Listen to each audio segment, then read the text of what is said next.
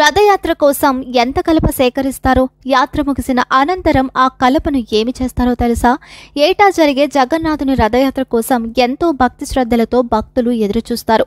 2 నెలల ముందు నుంచే రథాల తయారీ మొదలవుతుంది. రథయాత్ర సందర్భంగా జగన్నాథుడు, అతని సోదరి సుభద్ర, సోదరుడు బలభద్రుడు 3 రథాల్లో తమ అత్త ఇంటికి వెళతారు. ఈ రథయాత్ర ముగిసిన అనంతరం ఆ రథం పరిస్థితి ఏమిటి అనేది కొంతమంది మాత్రమే తెలుసు.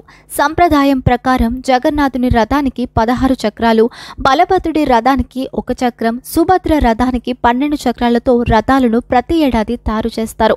పసుపు, ఆకుపచ్చ, నీలం రంగులతో రథాన్ని తయారు చేసే ప్రక్రియ అక్షయ తృతీయ నుంచి ప్రారంభమవుతుంది.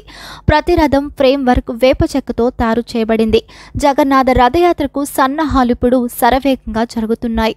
పూరి ఆలయంలో ప్రాంగణంలో రథయాత్ర మహోత్సవంలో పాల్గొనడం ద్వారా 100 యాగాలకు సమానమైన పుణ్యం లభిస్తుందని నమ్మకం.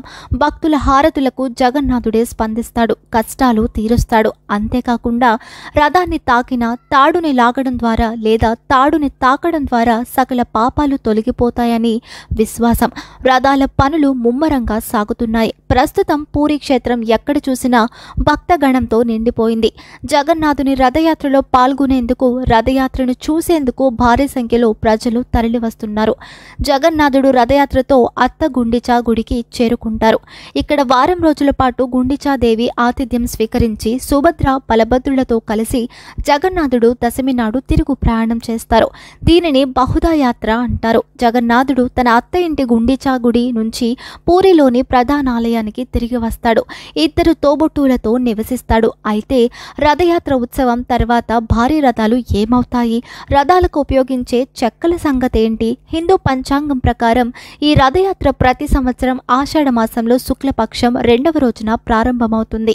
ఈ పండుగ సందర్భంగా జగన్నాథుడు సోదరి సుభద్ర, సోదరుడు బలభద్రుడు కలిసి 3 రథాలలో అత్త ఇంటికి వెళ్తారు. జగన్నాథ ఆలయ నియమాల ప్రకారం రథం నిర్మాణానికి ఉపయోగించే కలప పూరి, దస్పల్ల, రాణాపూర్ సమీపంలోని 2 రక్షిత అడవుల నుంచి సేకరిస్తారు. ప్రతి సంవత్సరం రథాల నిర్మాణం కోసం చెక్కలను సేకరించి చెట్లను నరికివేయాల్సి వస్తుంది. అయితే రథం కోసం ఎన్ని చెట్లు నరికివేస్తారో అందుకు 2 చెట్లను నాటుతారు.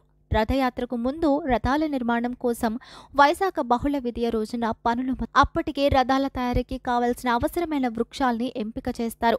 ఆ మొక్కలకు వేద పండితులు శాంతి నిర్వహించిన అనంతరం వాటిని జాగ్రత్తగా నరికి 1072 కాండాలను పూరికి తీసుకొని వస్తారు. ప్రధాన పూజారి నేతృత్వంలోని శిల్పుల బృందం అక్షయ తృతీయ నాడు రథాల తయారీకి శ్రీకారం చుడతారు.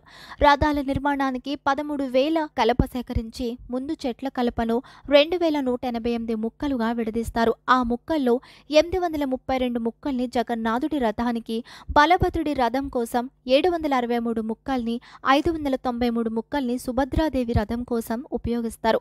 సాంప్రదాయ ప్రకారం ప్రతి సంవత్సరం రథయాత్ర ముగింపులో జగన్నాథ ఆలయ వంటశాలలో మహాప్రసాదాన్ని సిద్ధం చేయడానికి రథం తయారీకి ఉపయోగించిన చెక్కను ఉపయోగిస్తారు. అదే సమయంలో భక్తులకు ప్రసాదానికి బదులుగా 3 రథ చక్రాలను పంపిణీ చేస్తారు.